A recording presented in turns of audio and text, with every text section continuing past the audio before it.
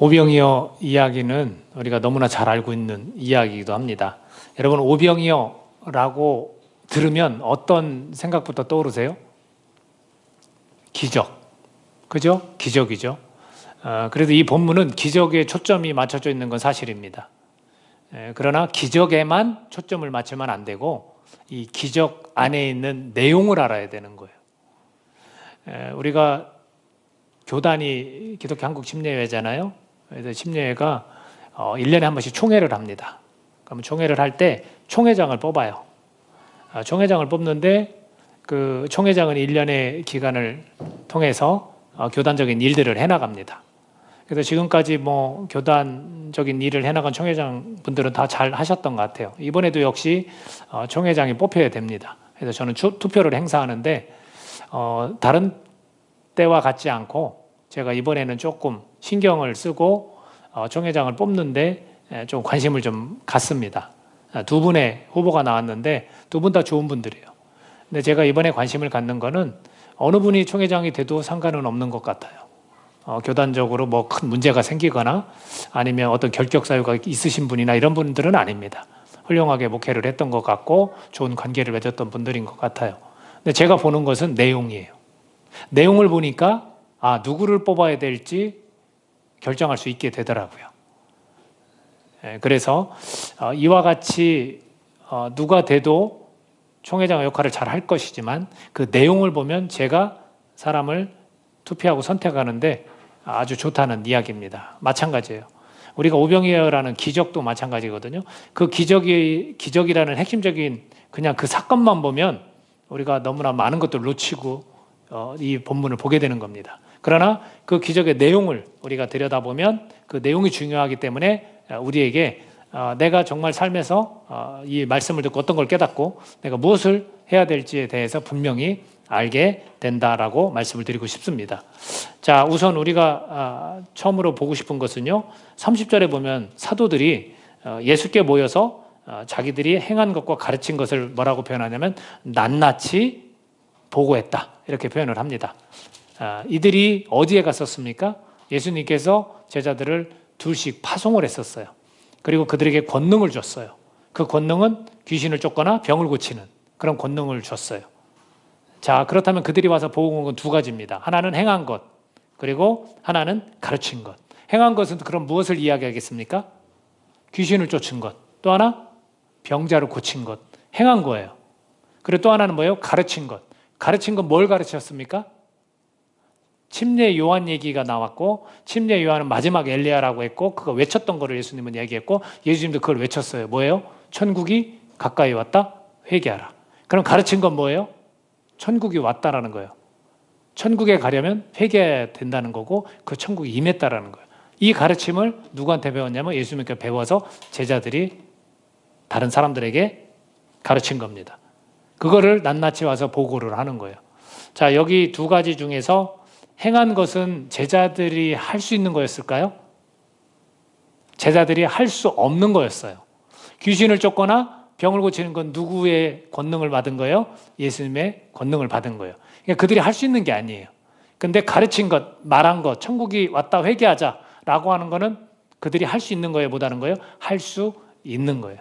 여러분들 이것을 좀 기억하면서 우리가 본문을 좀 계속 봤으면 좋겠습니다. 그렇다면 이 기적이란 단어는 결국은 출처가 어디라는 거예요? 예수님. 그리고 기적 자체는 누구에게 달려있는 거예요? 예수님. 이 기적이라는 거 우리가 그 현상만 볼 때는 꼭 기억해야 될 거는 예수님이에요. 예수님으로 다 비롯된 거예요. 우리가 좀 그거를 기억하고 그렇다면 이 기적은 어떤 내용을 좀 담고 있는지 보도록 하겠습니다. 여러분, 지금 이 사도들이 자기들이 했던 일을 딱 보고를 할 때 예수님이 어떻게 답변해 주면 이 사도들은 좋았을까요? 야, 너네 대단하다. 내가 생각했던 대로 했구나. 그 성과 있잖아요, 결과. 야, 너네 잘했어. 예수님 그렇게 말씀하셨나요? 그러지 않았어요. 근데 우리는 어디에 관심이 있어요? 내가 몇 명을 고쳤고 몇 명의 귀신을 쫓았고 얼마나 많은 사람들이 영접했고 여기에 관심이 있어요. 근데 예수님은 그렇게 대답하지 않습니다. 31절 같이 한번 읽어보겠습니다. 31절 같이 읽습니다. 시작. 이르시되 너희는 따로 한적한 곳에 가서 잠깐 쉬어라 하시니 이는 오고 가는 사람이 많아 음식 먹을 겨를도 없습니다. 의외죠. 우리가 어떤 걸 행하고 어떤 걸 가르쳤을 때 그 결과물, 성과, 이거를 예수님이 좋아할 줄 알았고 잘했다고 칭찬할 줄 알았는데 뭐라고 말씀하시냐면 야, 저 한적한 곳에 가서, 한적한 곳은요, 이것은 광야를 나타냅니다. 이 단어는 광야를 나타내요. 그래서 이 광야라는 단어가 세 군데서나 나와요. 계속해서 광야, 빈들, 한적한 곳 다 똑같은 단어예요. 그래서 저 광야로 가서 좀 쉬어라. 왜 그런 말씀 하셨다고요? 너무 분주하고 바쁜 나머지 이 먹을 거, 이 허기진 걸 채울 수 있는 시간조차 없었기 때문에 그렇다는 거예요. 여러분, 예수님이 지금 어디에 관심이 있습니까? 제자들에게 관심 있는 거예요. 그 존재에 관심 있는 거예요. 우리는 일에 관심 있는 사람들이 굉장히 많은데 직장 생활하는 사람도 당연히 그럴 거예요. 근데 하나님 나라의 기준과 법칙으로 보면 누구에게 관심이 있어야 됩니까? 사람에게 관심이 있어야 돼요. 그래서 크리스천들이 많은 곳, 크리스천들이 운영하는 어떤 단체는 다 사람에게 관심이 있어요. 일은 따라오는 거예요. 일은 따라오는 겁니다. 그래서 여러분, 여기에서 광야에 가서 잠깐 쉬어라라고 할 때 아주 중요한 단어가 붙습니다. 자, 그들에게 뭐냐면 너희는 따로, 각각이라는 거예요.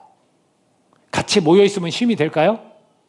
쉼이 안 되죠. 야, 그때 그 사람 우리가 귀신 쫓을 때 야, 이렇게 반응 보여서 깜짝 놀랐어. 근데 막 귀신이 나가더라. 뭐 이런 얘기 할 거 아니에요. 그러니까 어떻게 해요? 따로따로 각각 광야에 가서 좀 쉬어라. 한적한 곳에 가서, 외딴 곳에 가서 쉬어라. 이렇게 이야기를 합니다. 그렇다면 이 쉼은 두 가지 의미가 있습니다. 하나는요, 육체적인 그런 쉼입니다. 또 하나는 영적인 쉼도 필요한 거예요. 예수님께서 이 오병이의 기적 다음에 바다로 이 제자들을 먼저 건너가라고 하고 어떤 말이 나오냐면 한적한 곳에 가서 기도하라, 독립적으로 움직이십니다. 그러니까 예수님도 무언가 필요해요. 쉼이, 영적인 쉼과 육체적인 쉼이 다 필요한 거예요. 그래서 우리도 마찬가지죠. 우리가 혼자 따로 시간을 갖는 것은 굉장히 중요합니다. 왜? 그게 영적인 쉼도 되고 육체적인 쉼도 되기 때문에 그래요. 그래서 우리는 이런 시간들을 좀 가질 필요가 있다는 것을 예수님께서 우리에게 보여주신 겁니다. 그렇다면 이들이 사역을 하느라고 바빠서 이들에게 공급되어지는 무엇인가가 부족해서 주님께서 그것을 주신다라는 거예요. 여러분, 저는요, 여기에서 기적의 내용이 있다라고 봐요. 뭐냐면 여러분 먹는 것이 기적이다라고 말한다면 여러분들 받아들이기 좀 어려우세요? 저는 먹는 것이 기적이다라고 봐요. 여러분, 몸이 정말 아파가지고 음식을 못 드시는 분 혹시 보셨어요? 입으로 넣지 못하고 다른 곳으로 음식을 넣는 경우를 혹시 들어보셨어요? 여러분, 먹는 것도 기적이에요. 근데 우리는 음식을 하나하나 먹고 삶을 살아갈 때 이걸 기적이다 여기고 살아가십니까? 내가 이 땅 가운데 살면서 내가 주님이 공급해 주시는 걸 먹으면서 내가 이렇게 살아갈 수 있는 게 기적이다라고 혹시 받아들이시냐는 거예요. 우리는 이것을 굉장히 중요하게 여겨야 돼요. 우리 예수님을 믿는 자들은요, 영적으로 쉼이 필요한 거고 육체적인 쉼이 필요한 거예요. 근데 그것을 마치 낭비하는 것처럼 여기서는 안 되는 거예요. 그리고 나에게 영적인 쉼이 뭐가 필요해? 라고 여기서는 안 되는 거예요. 누구든 다 필요합니다. 그리고 그 제자들에게, 사역을 감당하는 제자들에게 주님께서는 공급해 주시는 거예요. 저는 이게 기적이라고 여깁니다. 예수님은 우리에게 이러한 시간들을 가지라고 말씀하시는 분이십니다. 여러분, 여러분의 먹고 여러분이 숨을 쉬고 사는 것, 이거 다 기적이라고 저는 봅니다. 그러면 우리에게 감사가 나오게 돼 있어요. 주님 감사합니다. 내 일상이 기적이군요. 내가 먹고 살아가는 이 모든 것들이, 숨을 쉬고 내가 음식을 이렇게 먹을 수 있는 게 기적이군요 라고 고백할 수 있는 거예요. 그리고 이 사역을 감당하고 봉사를 하는 이 주님의 일을 감당하는 모든 자에게 주님께서는 이것이 필요하다라고 말씀해주고 있습니다. 여러분, 두 번째 보면요, 이 기적의 내용을 보면요, 34절 말씀인데요, 한번 가서 보도록 하겠습니다. 34절, 자, 시작. 예수께서 나오사 큰 무리를 보시고 그 목자 없는 양 같으로 인하여 불쌍히 여기사 이에 여러 가지로 가르치시더라. 여러분, 제자들이 쉼을 좀 갖고 싶은데 그 쉼을 사실은 갖지 못했어요. 그래서 32절에 보면 이에 배를 타고 따로 한적한 곳에 갈새 33절에서 그들이 가는 것을 보고 많은 사람이 그들인 줄 안지라 모든 고을로부터 도보로 그곳에 달려와 그들보다 먼저 갔더라. 다시금 사역이 계속해서 이어집니다. 여러분 긴박하게 조금 돌아가는 그런 상황이에요. 근데 왜 이렇게 긴박하게 돌아가느냐? 이 당시의 상황은 어떠냐면 예수님이 보시는 것 같이 큰 무리를 보시는데 그 목자 없는 양 같음으로 인하여 불쌍히 여기시는 거예요. 불쌍히 여기시는 거. 수많은 사람들이 목자가 없어요. 목자 없는 양들. 여러분 그를 돌봐줄 수도 없고 그 양떼를 인도할 수도 없어요. 그리고 외부로부터의 침입에서 막아줄 수도 없어요. 여러분 우리 주변에 목자 없는 양이 얼마나 많습니까? 교회 다니면서도 목자 없는 양이 있어요. 왜? 자기가 목자라고 스스로, 양이 목자라고 스스로 생각하는 사람들이 많기 때문이에요. 우리에겐 누가 필요해요? 목자가 필요한 거예요. 나를 보호해 주시고 또 나를 이끌어 주시고 먹이를 주고 외부로부터 침입을 막아주는 이런 목자가 필요한 거예요. 그러니까 예수님은 그들을 수많은 사람들을 보고 여러분 오병이어를 통해서 몇 명이 먹었다냐면 5,000명 남자만. 그러면 여인과 아이들까지 합치면 10,000명이 넘을 거예요. 그 수많은 사람들이 다 어떻게 보이는 거예요? 목자 없는 양으로 보여요. 그래서 주님은 어떻게 바라봐요? 불쌍히 바라보는 거예요. 제가 블레싱 이 전도 축제를 말씀드렸잖아요. 그렇다면 우리 주변에서 만나는 모든 사람들 중에 목자 없는 양이 얼마나 많습니까? 그런 사람들을 눈여겨보는 거예요, 우리가. 그런 사람들을 볼 때 불쌍히 보는 거예요. 저 사람 나보다 능력 있고 나보다 건강하고 나보다 잘 사는데 불쌍해요? 주님의 눈으로 우리는 볼 수 있어야 되는 거예요. 여러분 이 기적이 뭔지 아세요? 저와 여러분이 그것을 주님의 눈으로 볼 수 있는 게 기적이에요, 여러분. 우리는 그렇게 잘 못 봐요, 사람을. 자꾸 비교하게 되고요. 세상에서 이루어지는 일로 자꾸 나는 저 사람보다 못난 사람이다라고 여기게 되어 있어요.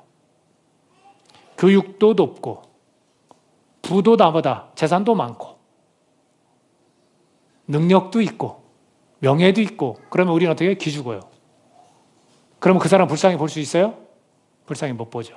근데 그런 사람을 내가 불쌍히 볼 수 있다는 건 기적 아닙니까? 이 기적의 내용은 바로 그거예요. 주님께서 수많은 사람들을 볼 때 어떻게 보느냐. 여러분 주변에 있는 많은 친구들과 가족들을 볼 때 여러분 어떻게 보느냐. 그 사람들을 불쌍히 목자 없는 양으로 불쌍히 본다면 우리는 그 지금 기적을 우리 안에 이루고 있는 거예요. 내가 어떻게 그렇게 볼 수 있어요? 인간적으로 우리가 그렇게 볼 수 있습니까? 볼 수 없어요. 제자들도 지금 그걸 배워야 돼요. 그런데 제자들은 지금 이 상황 속에서 그렇게 보지 않고 있습니다. 제자들은 무엇을 보냐면 저 사람들 해질 무렵이 됐고 배고플 텐데 어떡하지? 예수님이 저들을 볼 때 그 허기진 상태, 영적으로 얼마나 허기졌는지를 예수님은 보시면서 불쌍히 여기지만 제자들 이 진짜 배고픔, 저녁 먹을 시간인데 어떡하지? 여기에 관심 있는 거죠. 자, 첫 번째 예수님은 이 성과에 관심이 있었습니까? 아니에요. 제자들, 너네 얼마나 힘드니? 쉬어라. 쉼이 필요하다. 라는 관심이 있었어요. 두 번째, 백성들을 다 보고도 예수님은 뭐 어디에 관심이 있어요? 불쌍히 보는 거예요. 사람, 백성에 관심 있는 거예요, 여러분. 그들이 뭘 먹어야 되고 어떻게 살아야 되고 이거에 관심 있는 게 아니에요. 너무 불쌍한 거예요. 목 잡는 양이라서. 여러분 기적이라는 것은요. 사람에게 관심을 갖는 게 기적이에요, 여러분. 저 사람이 어떤 형편에 처해 있고 저 사람의 정말로 복음이 필요한 사람이고 저 사람이 어떻게 하면 저 영혼이 구원받고 거기에 관심이 있어야 기적이 일어나는 겁니다. 그래서 사람을 볼 때 그 허기짐, 물론 음식도 마찬가지예요. 왜냐하면 예수님께서 실제로 음식을 축사하시고 감사기도 하시고 나눠줬으니까. 그리고 실제로 그들은 먹었고 또 그것이 남았으니까. 음식도 중요합니다. 그러나 그 이전에 영적인 허기짐이 먼저라는 거예요. 그래서 예수님께서 이들에게 34절 한번 같이 더 읽어보도록 하겠습니다. 어떻게 했는지. 34절 시작. 예수께서 나오사 큰 무리를 보시고 그 목자 없는 양 같음을 인하여 불쌍히 여기사 이에 여러 가지로 가르치시더라. 뭐부터 하셨습니까? 먹을 거를 나눠주기 이전에 뭐부터 하셨다고요? 가르치기를 먼저 하신 거예요. 여러 가지로 가르치는 거예요. 영적인 허기짐을 해결해야만 되는 거예요. 여러분, 우리가 떡과 복음이 함께 가야 한다는 얘기를 하는데 복음이 먼저예요. 여러분, 제가 왜 컴패션을 좋아하는지 아십니까? 그 결연과 그 아이를 위해서 우리가 후원하고 기도할 때 거기엔 복음이 분명히 있기 때문에 그래요. 복음이 있어야만 먹을 것이, 영적인 허기짐이 채워져야만 육체적인 허기짐이 만족이 되는 거예요, 여러분.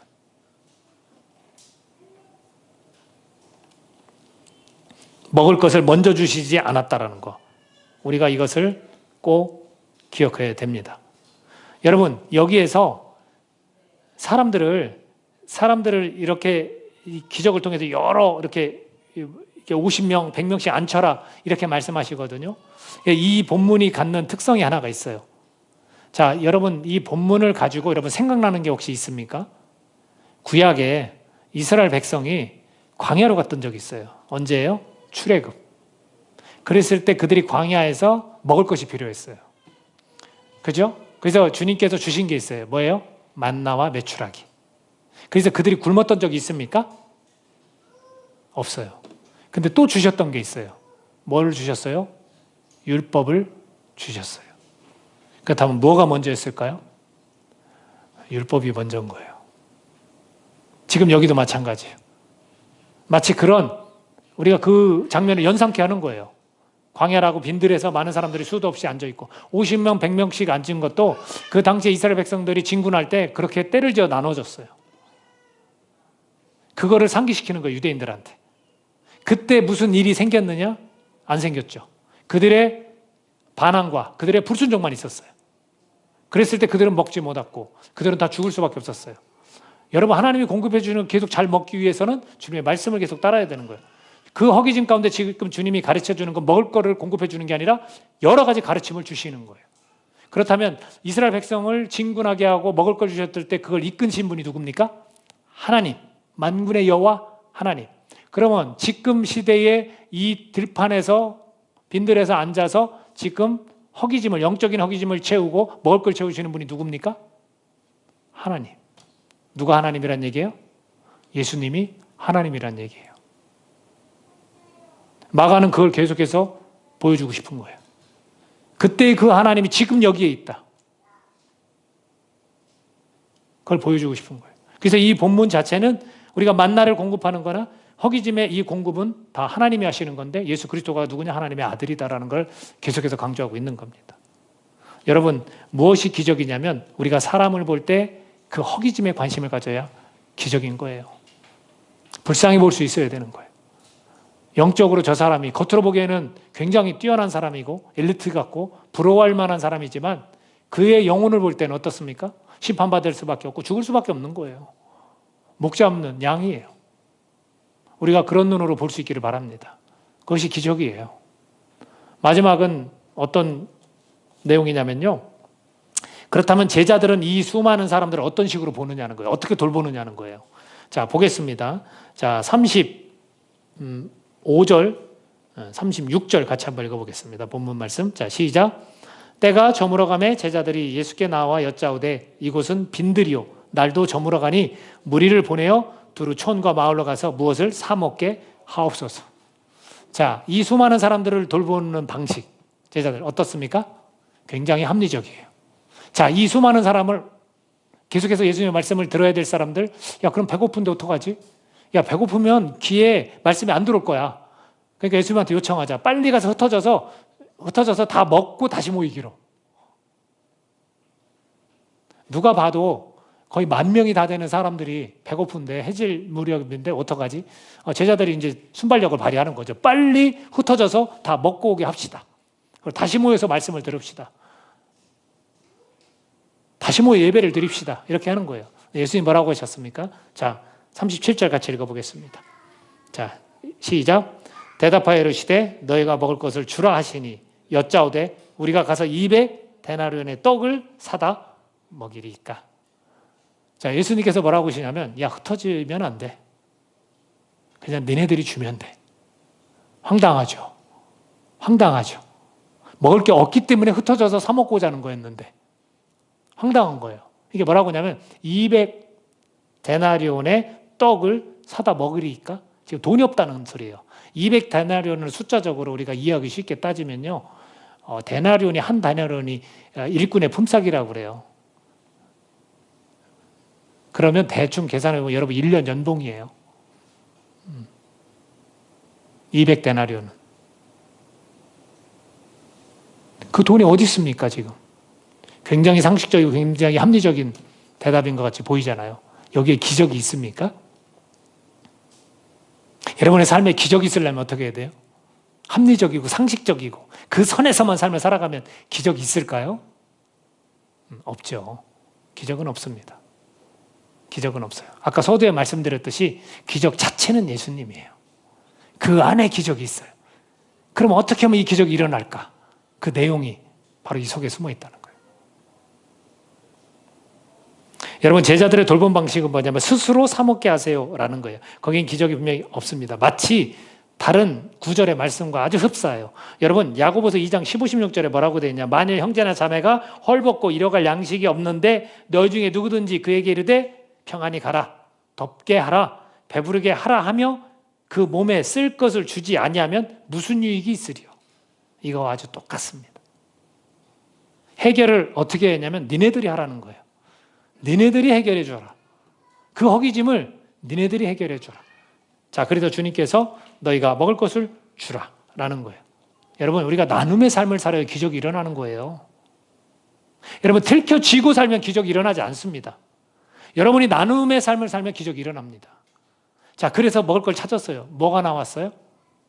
떡 5개, 물고기 2마리, 5,000명, 아니야, 10,000명 다 되는 사람. 야, 이거 택도 없죠.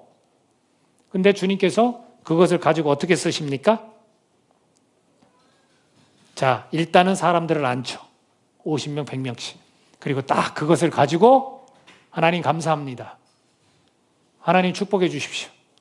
이걸 통해서 저 수많은 허기진, 굶주림 속에 있는 사람들을 먹여주십시오. 어쩌면 예수님이 하나님이기 때문에 그냥 감사만 했을 수 있어요. 그리고 나눠줬어요. 다 먹었어요? 안 먹었어요? 다 먹었어요. 그리고 또 남았어요. 이건 뭘 의미할까요? 여러분, 우리가 가지고 있는 아주 작은 것들이 있을 수 있어요. 제자들이 찾았던 그 몇 가지가 통로가 되는 거예요. 어떤 통로? 기적의 통로. 기적은 우리가 일으킬 수 있는 게 아닙니다. 예수님이 분명히 일으킬 수 있는 게 기적이기 때문에 우리는 어떤 일을 해야 되면 통로가 되어야 되는 거예요. 그 통로의 역할을 우리가 정합니다. 이 정도 하면 기적이 일어날 것 같고 이 정도 하면 별거 아닌 것 같고 여러분 전혀 그렇지 않아요. 여러분 이 인원수와 물고기 2마리와 보리떡 5개 비교해 보십시오. 이거 비교 대상이 안 됩니다. 우리가 정하는 게 아니에요. 우리가 가지고 있는 걸 그냥 드리는 거예요. 얼마나 나눕니까, 여러분? 조금이라도 나누면 되는 거예요. 그걸 통해서 주님께서 명령하시면 우리가 그것을 그대로 따르면 되는 거예요. 여러분, 이 내용을 그저 먹는 기적에만 여러분 관심을 가지면 절대 안 되는 거예요. 나도 이걸 드렸을 때 이만큼의 수익이 날 거야. 그런 식으로 여러분 이 말씀을 해석하면 곤란합니다. 여러분 여기에서 아까 광야가 마치 출애굽한 그 이스라엘 백성들을 이렇게 어렴풋이 그려지게 하잖아요. 또 있어요. 여러분 예수님께 물을 때 너희에게 떡 몇 개나 있는지 가서 보라 이랬어요. 물고기 얘기 했습니까? 안 했습니까? 안 했어요. 떡 얘기만 했어요.